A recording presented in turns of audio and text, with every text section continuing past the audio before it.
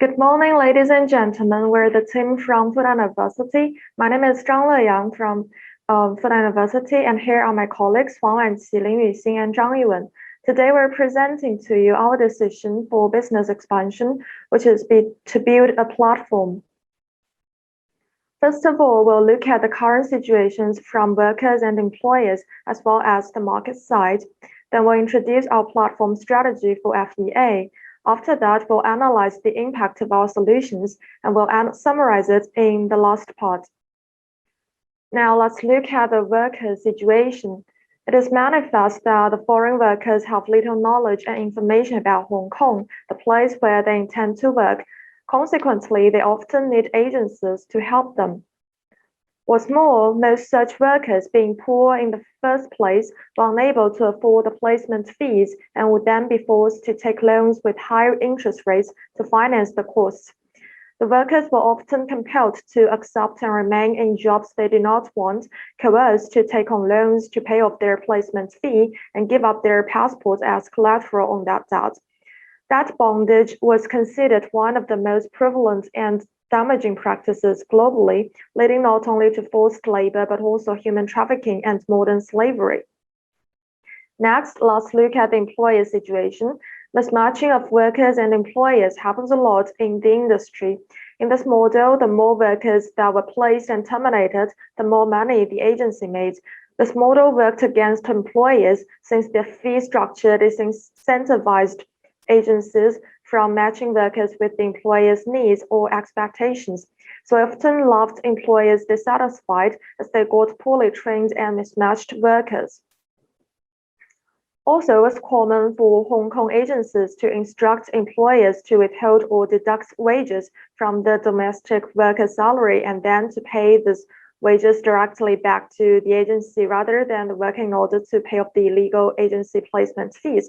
But the agencies did not inform the employers that withholding or deducting wages from the worker could actually make the employer criminally liable. There had been multiple criminal cases in Hong Kong where employers were charged for withholding wages per the instructions of their agency, and the possible penalties included steep fines and years in prison. Thirdly, let's look at the industry situation. The number of employment agencies is quite large in Hong Kong. In January 2021, there were more than 1,500 employment agencies in Hong Kong, more than all McDonald's, Starbucks, and 7-Eleven combined. Also, domestic workers accounted for a greater amount of Hong Kong's GDP than the F&B and construction industries combined. As mentioned above, there is information asymmetry and lack of transparency in the marketplace. Almost 50% of the employment agencies do not provide a phone number, and 70% do not provide an address. The cross-border nature of the industry, different regulations, and lack of enforcement jurisdiction made it very difficult for governments to effectively collaborate with law enforcement. As a result, a study found that 70% of agencies in Hong Kong engaged in illegal behavior when placing domestic workers, and it was estimated that the employment agency black market was responsible for over 700 million Hong Kong dollars in illegal placement fees annually charged to foreign domestic workers in Hong Kong alone. Now let's welcome my colleague Zhang Yuwen to introduce the next part. Thanks, Leyang. Let me continue to introduce the platform strategy. At present, FEA is a domestic helper agency, which sets itself as a positive example for other agencies and wants to create a new industry standard. However, our group thinks that to better achieve the goal, the company should expand its business to serve as a platform, which includes many other agencies. And we call this platform FEP, Fair Employment Platform.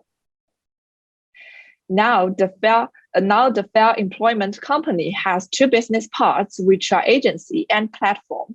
When the company is committed to establishing the platform, it may focus on both parts. But if the platform becomes mature in the future, we believe it's better to focus on this business part for the reason that it can fulfill the vision more effectively. So why this transformation works?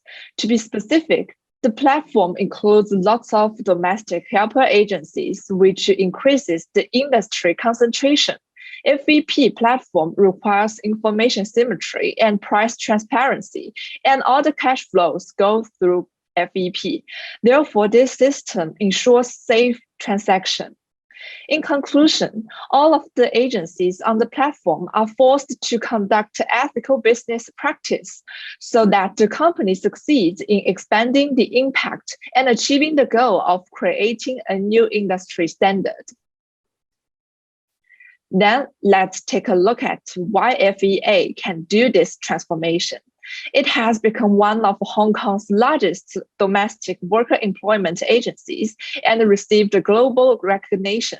So it's trustworthy in the eyes of workers and employers. That's the reason why only FEA can sustainably develop such a reliable platform. Next, my colleague Yu Xing will introduce the mechanism of FEP. Thanks, Yiwen. Here's an overview of our fair employment platform, and this platform is basically for providing a showcase for agencies with a variety of information, such as service coverage and rating offered by the previous users. Foreign workers and Hong Kong employers cannot reach each other, so they have to search information online if they want to look for a job or a domestic worker. But the complete procedures for cross-border work makes that these workers and employers have to rely on agencies to complete the contract process. So FEP collects and summarizes all information they want to know about an agency to eliminate information asymmetry. This picture shows the full journey of the previous slides. This picture shows the full journey of the FEP process, and we will illustrate every step in detail. What deserves notice is that there are two procedures closely tracked by FEP. Once agency matches workers and employers and they reach an employment contract, FEP will provide sample contracts for reference and highlight key terms.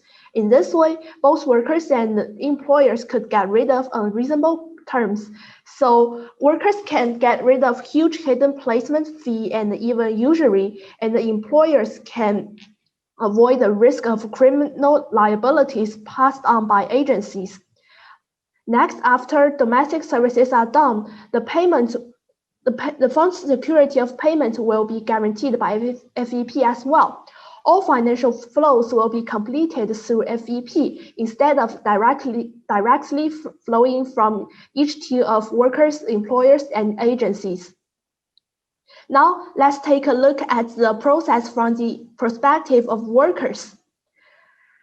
For the FEP interface, the workers can see the ratings and the previous comments of each agency and their specific service expertise, whether the agency provide training or visa services, and the salary range. After the worker compares the information and selects one agency based on the information above, he or she will contract with the agency and provide his own personal profile. After that, the worker will receive training and get the visa ready for cross-border work. And after the agency matches the worker with a specific employer, the worker will go to the employer's site and complete domestic services. Once services are done, the worker will give rating and comments about the services of the agency and then receive the salary. The service fee for training and visa are one-off and strictly defined in the contract on FEP. For agencies on our platform, these fees are paid from workers in installments after they successfully match with their employers and the service begin. In this way, payments are automatically deducted from monthly salary, which can free those poor workers from debt pressure or even usury at the beginning. And next, from the employer's perspective, the FEP's interface will seem similar as what the workers see. and they will select and contract with an agency as well, and the worker will provide requirements and expectation for workers. And after the agency evaluates their requirements, they will pick up a suitable worker, and what the employer will do is to receive him or her and have him or her complete the domestic services. Once the services are done, employer will also rating and comment about the services of the agency and whether it is a suitable match.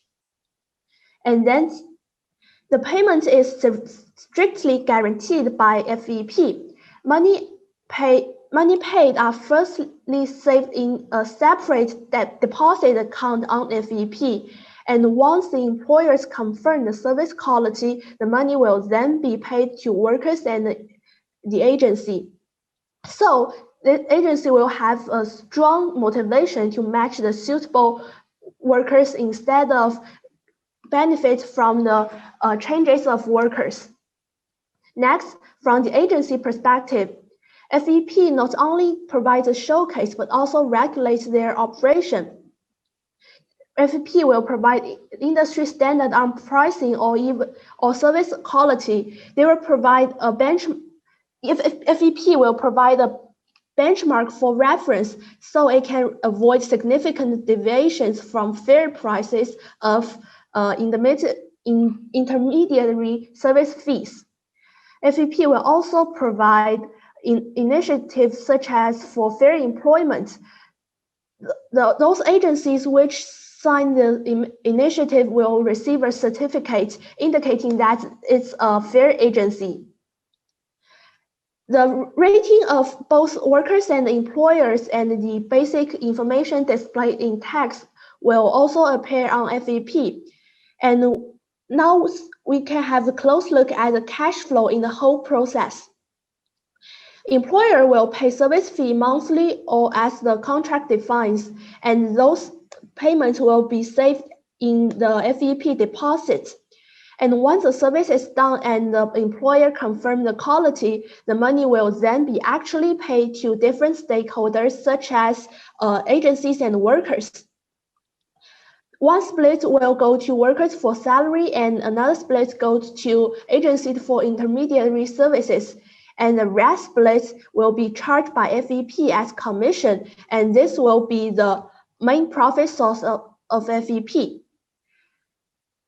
Now, FEP seems to impose many requirements and even new regulations for agencies on our platform. So why would these agencies still be willing to join us? Firstly, credit endorsements. There are so many agencies in this industry, as we've mentioned, and the information is not transparent. Both workers and employers have to rely on the agency, but they don't trust each other. And we are a specific platform for domestic services, gathering a large number of agencies of this industry. So we can benefit from the network effect, and the agencies could gain more exposure and reduce their costs in promotion and daily operation. In this way, FEP appears appealing to agencies, and we believe that through FEP, we can make a difference to the whole domestic service industry and ultimately change the game. Now let's welcome my colleague Wanqi to introduce the following parts.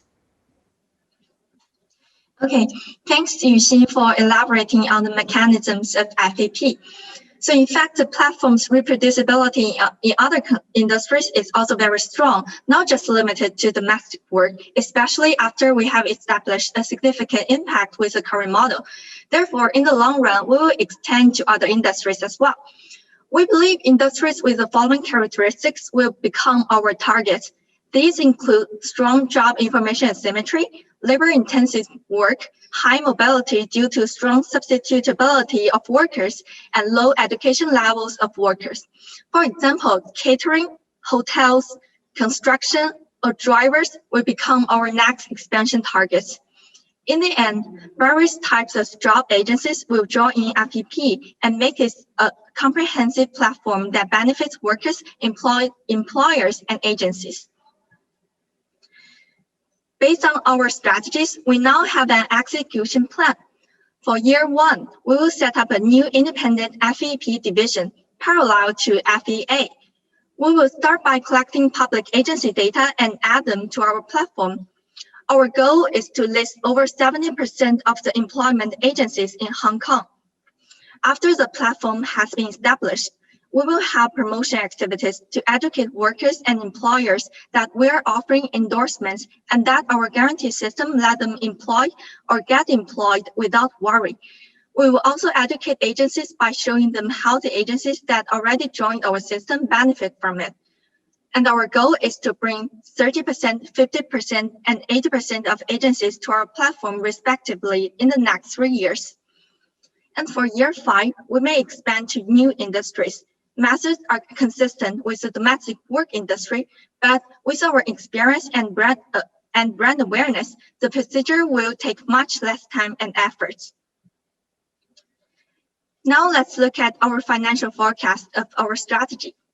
Just to clarify, here we will only discuss revenues and costs brought by the new FEP. As for its original FEA business, it will likely to remain where it is, as there are not new business growth points or changes. And FEP will gradually become the core of our development and sources of income. Costs mainly include platform building and maintenance and promotion costs. And for year 5, there will be a new round of investment for industry expansion.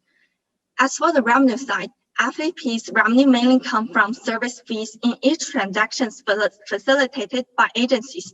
The key driver is the growing number of agencies joining our platform, and the forecasts are shown on the graph. In addition, we also put forward some risk and mitigation plans. For instance, maybe some contracts will be signed privately without going through FEP. The mitigation plan is to enhance our system transparency that allow us to track these, and also we need to further educate customers about the importance of the third-party endorsement. And if agencies are unwilling to join in our platform in the early stages, we might think of offering them subsidies as a way to attract them. Okay, so now to summarize our report, by analyzing the status quo, we discovered the necessity and feasibility of establishing a transparent information system to help people compare various employment agencies and provide endorsement for the information. There are 4 stakeholders in our new model. For workers, they will find the most suitable agencies not at risk of being exploited, and salary payment is controlled by a third party, which is much safer. For employers, they will find the best agencies and get the best match of employees. For agencies, their exposure are increased and the ranking system will push them to enhance services and reduce unethical practices. And for our company, we will strengthen our influence throughout the industry and change it completely as a platform. And meanwhile, we will still sustain as there will be stable sources of income. And that is all we have for our presentation. Thank you for listening, and we look forward to your questions.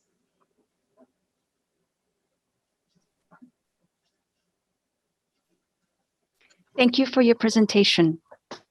It's now time for the Q&A session. The 15-minute countdown will be put up in 1 second, and it starts now. May we have the first question, please? Okay, let me try and ask the first question. So thanks for your presentation. How are you trying to resolve the industry-wide issue around what we call as the masked fees, which is around $700 million, which is illegally charged to domestic helpers or to the employers, which I'm not sure the FEP solution is currently trying to address?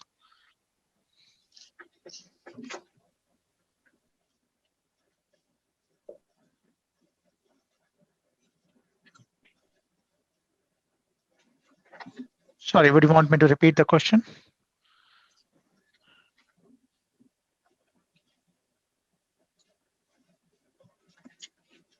So, Yuxin or Evan, can you explain again about how we solve the problems about the 700 million?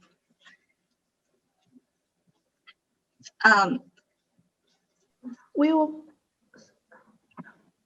provide a pricing reference for the agencies on our platform, and we also release a transparent price standard, so the agencies can't price largely away from the pricing reference. If they do so, both the workers and the employers will find the unreasonable pricing, and they may question why could they charge so high. Okay, and do I understand then you're saying the FEP is not owned by FEA? It's a common platform for all the agencies. Yeah, actually it's parallel to FEA, and it's also owned by FEF, the foundation. So you're saying the FEP is owned by the, which foundation is this? Very important foundation, as the case showed. The foundation which also owns FEA. So it's not regulated, you are saying it's foundation owned, so not other 1400 agencies may not join or may join the foundation or the platform, right? We welcome all agencies of domestic service industry to join us. I'm not sure whether I get your point. Do you mean by if other agencies from this industry could join our platform? Yeah, so my only point is the 700 million is across Hong Kong issue, which is contributed by 1400 agencies, right? So yes, your platform resolves some of the fairness in the contracts and the service fees. What I'm struggling to understand is that why should other 1399 agencies join the platform? Okay, because our platform will generate a network effect, and they will gain more brand exposure, and they can reach both the workers and the employers more efficiently with a much lower cost. Because since the market now is so intensive and there are so many agencies in this industry and the information is not transparent, the cost of reaching both workers and employers is high, so they have to charge the replacement fee, the unfair replacement fee to remain profitable. But with our platform, they could reach both sides with which are much lower cost, so they are willing to join us. Okay. Sorry, I've just got a follow-up question to Prashant's question, just around your model. It's driven largely by, I believe you said 70% of agencies have to kind of join up to this. I guess, what are the incentives for them to do so, and how do you intend to do that? And your forecasts are very, I say, aggressive over the kind of first couple of years. And what are your strategies to kind of bring them on? Okay, so for the first year, we'll only list the company information on our platform using some of the public information. However, at this point, they are not joined in our system and use our third party like transaction monitor or something. But we will rank these companies through some public data, which allows people to go through their information. And the next step we take is to link our own FEA into this third-party division because it can guarantee our information and offer endorsements to them. So at this point, companies will realize how good it is to have this kind of system, because let me give an example of how e-commerce in China gradually developed. So at the beginning, people make transactions one-to-one, to C to C. So here, the Alipay or Taobao or Tmall appears as a third party. So they guarantee that some of the information you post on the online is very accurate, and they offer you ranking systems, and also they can also the payment is not directly transferred from one to the other. However, it kept its money and make sure that everyone has their obligations, and therefore they can like end the transaction. So here, through some of our promotion activities of this platform, people will realize that it's important to have this system, and that so people will want to trust this systems as the employers and also the workers. And gradually, if more and more companies join in the system, those that did not join the system will like face a loss of consumers, and therefore they will be willing to join in. So I think there will be a network effect, and more companies will join in. I'd like to make some supplements to Wanqi. And since FEA is now the largest and most influential agency in the domestic service industry, we can leverage our own influence and transfer our employers and workers to the first group of users of the FEP. And with this large number of users, FEP will gain its initial influence, and then we'll get a network effect, as Wanqi has mentioned. I would just like to kind of ask the questions on your financial planning. When you mentioned you're building out the market shares or attracting agency to join in, how would you manage your financial? I think you're budgeting a loss this year and then potentially break even in 2022. What's your plan in kind of sustaining your startup phase? I think only in year one we will face a loss, and meanwhile we still have FEA operating, so that will bring us additional revenues. However, in the following years, as the number of agencies grow and they will like stay in our platform, I think the revenues will be stable and reliable resources. Yeah, that's our plan. Okay, sorry. How much? Sorry, just to find out, just to get the full picture. So, how much revenue does the other revenue stream brings in, such that you can see yourself through to 2022? Okay. So I think in 2021 we will indeed face a loss, and however, in the next few years, maybe the revenues will cover our costs in the previous years, and so maybe in 2021 we will make some funds through some lending or NGOs or other companies, but in the following years we'll make up to them. As you can see, the revenues are stable.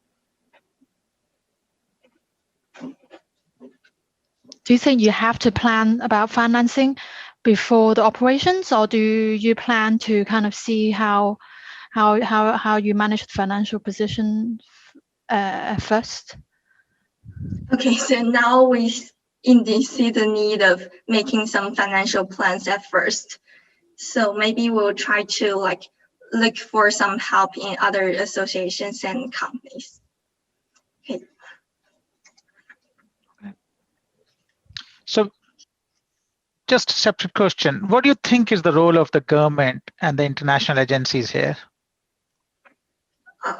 Sorry, could you... What is the role of the Hong Kong government or the overseas governments in regulating this industry? The employment agencies, yeah.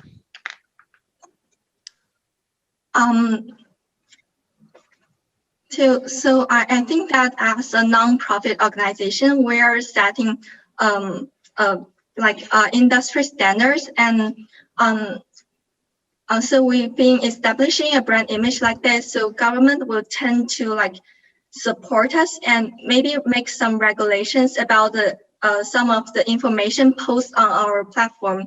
There will be some legal concerns about our like the information on our platform and how much they can charge our workers. Okay, and so one of the things is that 75% of the Hong Kong employers thought the government needs to do more to regulate the employment agencies. So what are your suggestions around that? We believe that if our platform has gained enough influence and as our expands, we would give some advice for the government, and the standard we ourselves carry out will be reference for government to release the industry regulations. And we think in the long run, the industry must under the government regulation, and this will make the industry more sustainable. I would like to add something to Yuxin's answers. Well, it's a cross-border situation, so actually it's very difficult for the government to regulate, but the employers also think that the government needs to do something, but actually it's a little bit difficult in this case. So if our platform can help regulate a little bit in this industry, then the government may support us strongly, and then the employers may think that the government is on our side. So it can also improve the employer's satisfaction to the government, and also and because our platform helps a lot, it helps the government to regulate this industry. The government will give us a little bit political support and something like that. Thanks.